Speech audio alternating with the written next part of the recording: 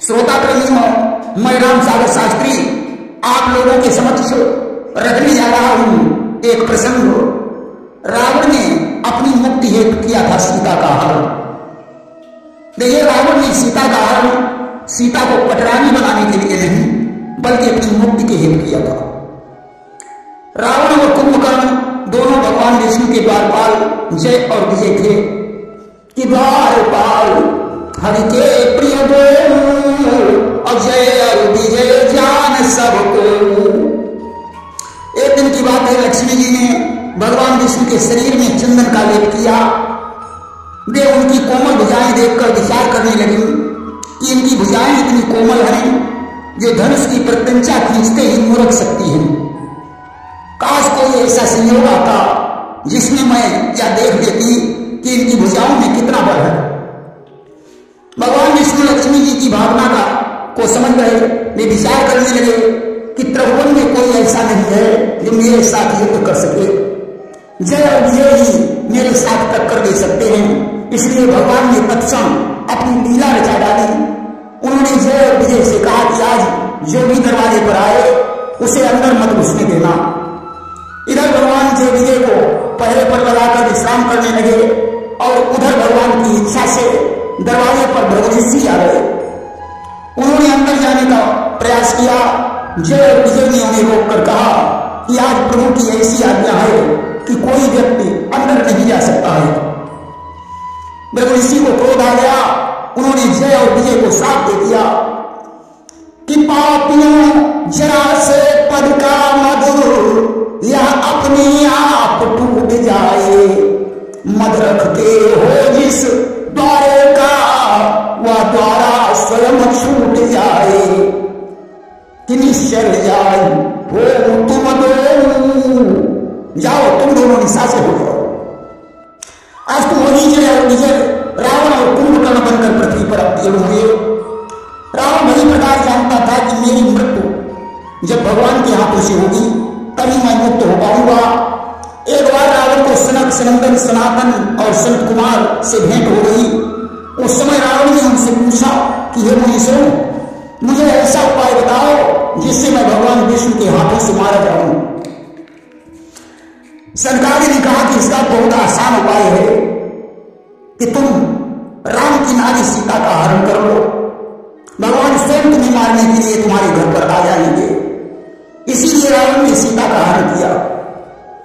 हरण करते समय रावण ने सीता के चरणों की वंदना की कि माना शरण बंदी सुख माना।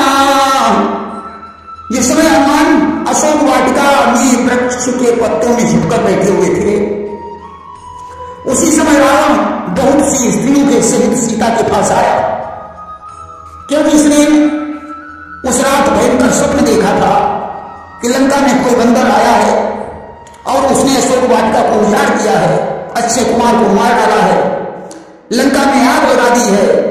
इस स्वप्न को देखकर रावण विचार करने लगा कि मालूम पड़ता है कि अब हमारी मुक्ति का समय सन्निकट आ गया है। अशोक वाटिका में पहुंचकर उसने देखा कि वाटिका सुरक्षित है। तब वह सीता के पास पहुंचा। उसने कहा, सीते तुम सिर्फ एक बार मेरी तरफ देख लो, मैं अपनी सभी रानियां तुम्हारी सेविकाएं बना दूंगा। किताब अनुचरी करम पनमोरा और एक बार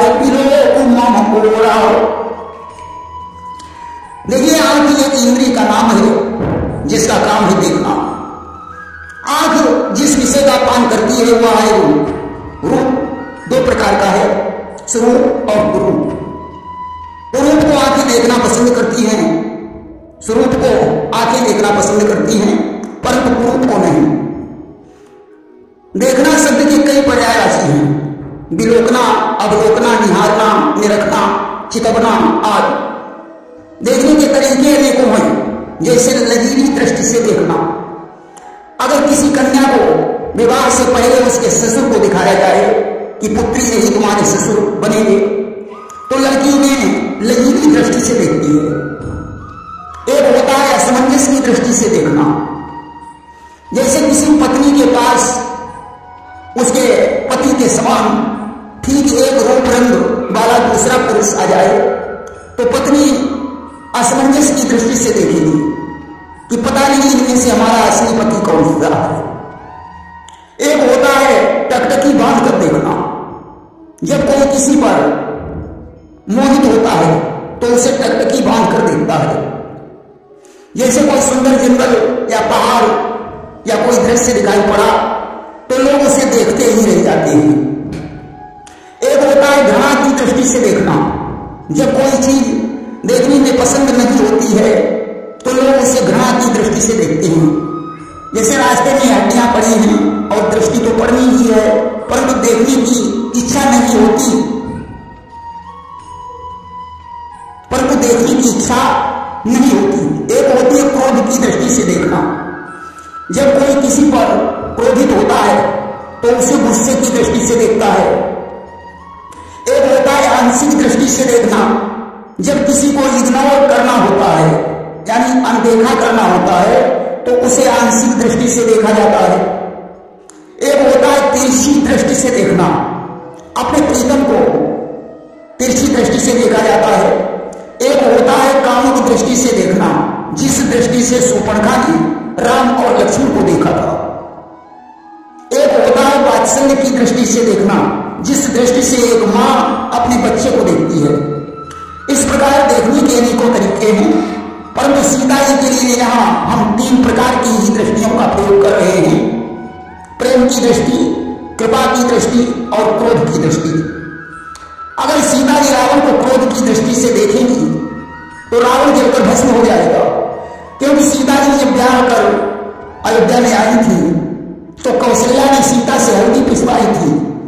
हल्दी की गांठ पर जब बेसिलवटना मारती थी तो वह उड़क कर दूर चली जाती थी। सीता ने क्रोध की दृष्टि से जब उस गांठ को देखा तो गांठ जलकर राख हो गई। उसी दिन कौशल्या ने सीता से कहा था कि बेटी कभी किसी पर क्रोध की दृष्टि नहीं डालना। अब अगर रावण को कृपा की दृष्टि से देखती हैं तो रावण लोकपाल बन जाएगा और लोकपाल किसी के हाथों से मारा नहीं जा सकता। वो स्वामी तुलसीदास जी ने लिखा कि लोक विलोकत तोरे अतुम सेवक रिसिधि कर योरे।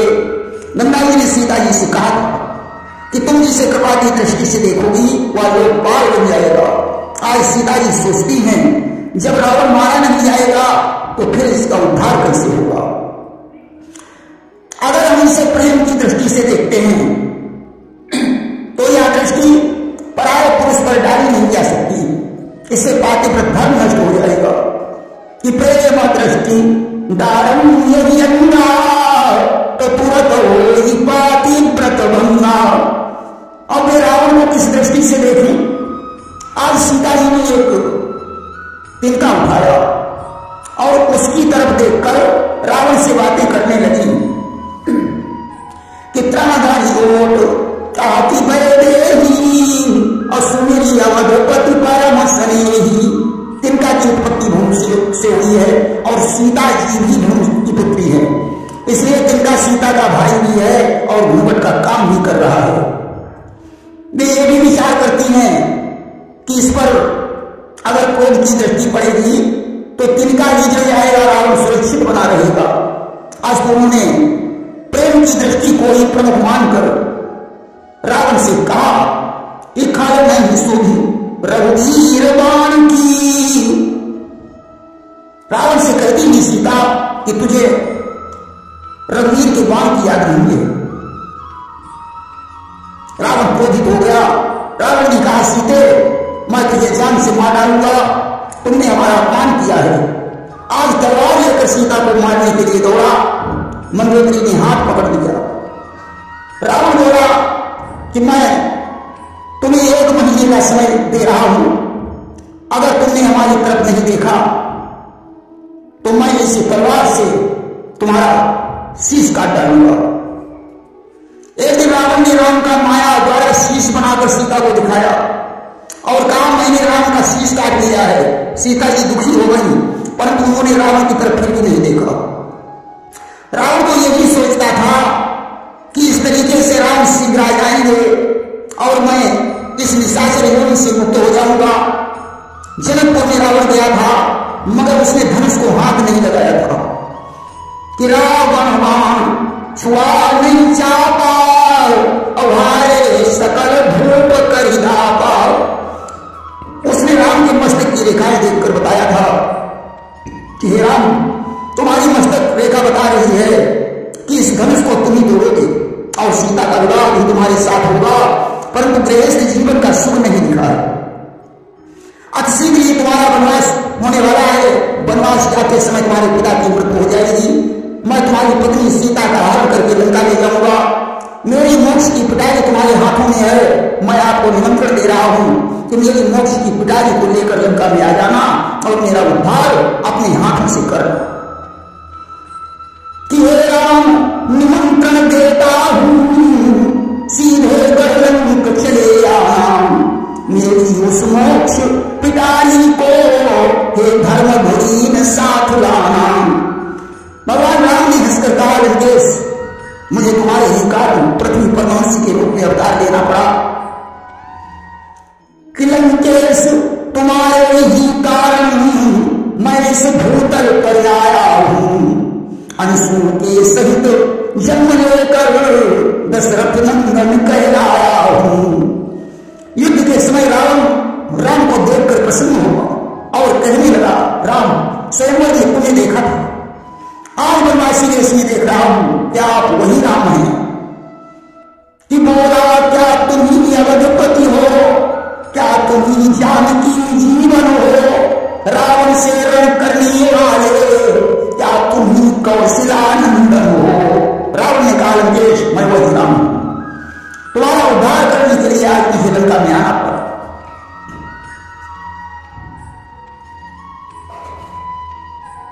यही समय राम ने रावण के 9 शीश और 18 भुजाएं काट दी। रावण आहत होकर गिर पड़ा। उस समय रावण ने राम से कहा, प्रभु, विजय उसकी होती है जिसे भाई का साथ मिलता है।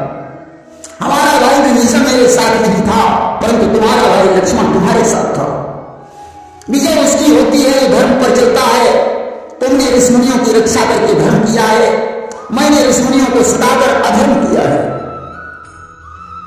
और विजय उसकी होती है जो पराई स्त्रियों की इज्जत करता है।